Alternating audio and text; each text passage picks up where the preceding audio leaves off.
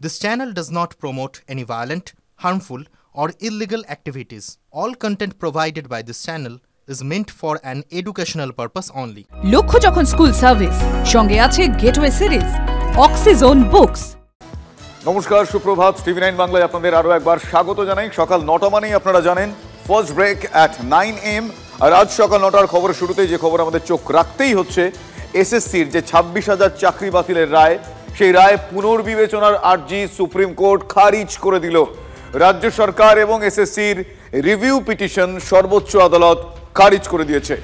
লক্ষ্য যখন school service সঙ্গে আছে গেটওয়ে সিরিজ অক্সিজোন বুকস। দুর্নীতির জন্য গত 3রা এপ্রিল আপনাদের নিশ্চয়ই মনে আছে, স্কুল সার্ভিস কমিশনের 2016-র যে প্যানেল, সেই প্যানেল পুরো বাতিল করে দেয় সুপ্রিম কোর্ট। সেই রায় পুনর্বিবেচনার জন্য রাজ্য সরকার এবং এসএসসি তারা আবেদন জানায়। রাজ্য সরকার এবং এসএসসির সেই আবেদন দেশের সর্বোচ্চ আদালত মানে সুপ্রিম কোর্ট খারিজ করে দিল। আমার সহকর্মী সুমন মহাপাত্র এই মুহূর্তে আমার সঙ্গে রয়েছেন। আমি সুমনের সঙ্গে কথা বলবো। সুমন, যে আবেদন ছিল পুনর্বিবেচনার, সর্বোচ্চ আদালত খারিজ। Now the question is what next?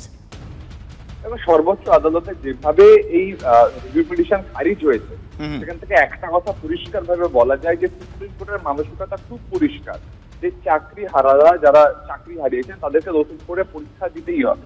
এখন দুটো পথ খোলা আছে, এক পরীক্ষা দেওয়া, দুই কিউরেটিভ রিভিউ পিটিশনের পথে হাঁটা।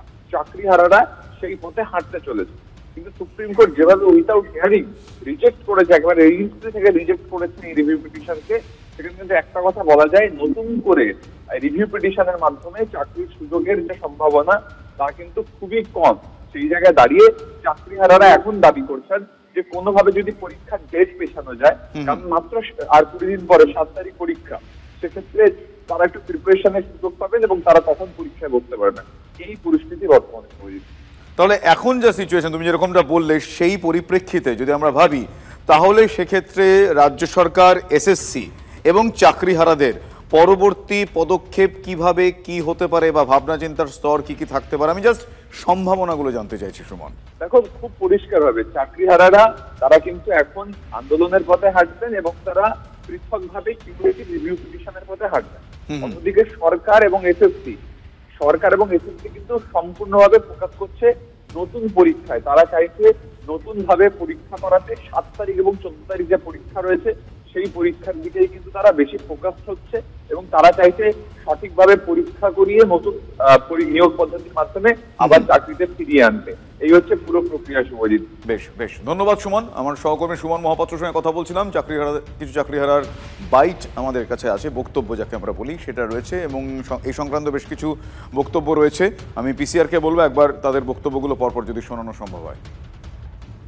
বিচারপতি বুঝলেন যে এরা আনটেন্টেড এবং এদের চাকরি চলে গেলে এত বড় একটা মানে জ্বালা যন্ত্রণা সৃষ্টি হবে, একটা ক্যাভাস তৈরি হবে, তারপরেও আনটেন্টেডদের আজকে চাকরিতে পুনর্বহাল করা হলো না। তাহলে মানুষের বিচার ব্যবস্থার প্রতি ভরসাটা কি আর থাকে? কোনোদিন সম্ভব? যারা চুরি করলো, চোরগুলো সম্পর্কে উনি বিরূপ মন্তব্য করে পার পেয়ে গেলেন, তাদের শাস্তি তো হলো না। তাদের তো শাস্তি দিলেন না, শাস্তি দিলেন তো যাদের কথা উনি বলছেন আনটেন্টেড তাদেরকে। আর চোরেদের শুধু ওই কটা প্রতিকূল মন্তব্য করেই ছেড়ে দিলেন। আমরা যেমন সরকারের প্রতিও বিক্ষুব্ধ, কমিশনের প্রতি বিক্ষুব্ধ, সেরকম বিচার ব্যবস্থার প্রতি প্রচন্ডভাবে বিক্ষুব্ধ, কারণ সঠিক বিচার পেলাম না। আমরা চাইবো যে পরীক্ষার ডেট যেন পেছানো হয় এবং তার মধ্যে আমরা কোর্টের দ্বারস্থ হব, সেখানে গিয়ে আর কি কি করা যায় সেটা আমরা দেখছি। সেক্ষেত্রে বহাল রাখার তো কারণও ছিল, কারণ যারা আমাদের নিয়োগ অথরিটি, স্কুল সার্ভিস কমিশন বা রাজ্য সরকার কিংবা বোর্ড, কারোর পক্ষ থেকেই কি সিঙ্গেল বেঞ্চ, হাইকোর্টের ডিভিশন বেঞ্চ বা সুপ্রিম কোর্ট 3 তারিখের রায় এবং এই যে রিভিউ খারিজ হয়ে যাওয়ার প্রধান কারণ তারা হচ্ছে রেসপন্ডেন্ট। তাদের পক্ষ থেকে কারা দুর্নীতির সুবিধা পেয়ে চাকরি পেল আর কারা পেল না, তারা দেয়নি। না দেওয়ার কারণে নতুন কোনো তথ্য নেই, স্বাভাবিকভাবে রিভিউ রিজেক্ট হওয়ার অর্থাৎ ডিসমিস হওয়ারই কথা। আপনারা তাদের বক্তব্য শুনলেন, তারা এই মুহূর্তে কি করতে পারেন তার একটা ইঙ্গিত তারা দিচ্ছেন। আমরা এই বিষয়ে কথা বলেছিলাম আইনজীবী ফিরদৌস শামীমের সঙ্গে, তার বক্তব্য আপনাদের শোনাবো। আইনজীবী এবং সিপিআইএম নেতা বিকাশ রঞ্জন ভট্টাচার্য তিনিই বা কি বলছেন, পরপর শুনুন। এই স্কুল সার্ভিস কমিশনের নিয়োগের ক্ষেত্রে যে নবম, দশম, একাদশ, দ্বাদশ, গ্রুপ সি, গ্রুপ ডি পর্বত প্রমাণ দুর্নীতি হয়েছে এবং এই আর্টিকেল 12 অথরিটিরা তারাই দুর্নীতি করেছেন এবং সেই দুর্নীতি করার পরে তারা সেটাকে কভার আপ করতে গেছেন, অরিজিনাল ওএমআর শিট রাখেননি, মিরর ইমেজ রাখেননি, এই দায় তাদের নিতে হবে। খারিজ হবে এটাই স্বাভাবিক ব্যাপার ছিল, কেন জাজমেন্টটা তো সমস্ত রকম দিক বিবেচনা করেই দীর্ঘ শুনানির পরে জাজমেন্ট হয়েছে, ওটা রিভিউ হওয়ার কোনো সম্ভাবনাই ছিল না। যাই হোক, তবু প্রায় 200টার মতো রিভিউ পিটিশন ফাইল হয়েছিল, এই সবই করিয়েছিল মমতা। এখন ডিসমিস হয়েছে, এখন হাইকোর্টের আদেশটা কার্যকর করার জন্য ব্যবস্থা নিতে হবে, কোনো বিকল্প নেই। এবং এই পরীক্ষা দেওয়ার পদ্ধতি নিয়েও আরো মামলা হয়েছে এবং হবে, কেন চূড়ান্ত বেআইনি কাজ হয়েছে। যাই হোক, সেটা তো পরবর্তী সময় বিচার্য হবে। রিভিউর খেলাটা শেষ হলো আর কি। কেন্দ্রীয় শিক্ষা প্রতিমন্ত্রী সুকান্ত মজুমদার তিনি কি বলেছেন এই বিষয়ে শোনাবো আপনাদের।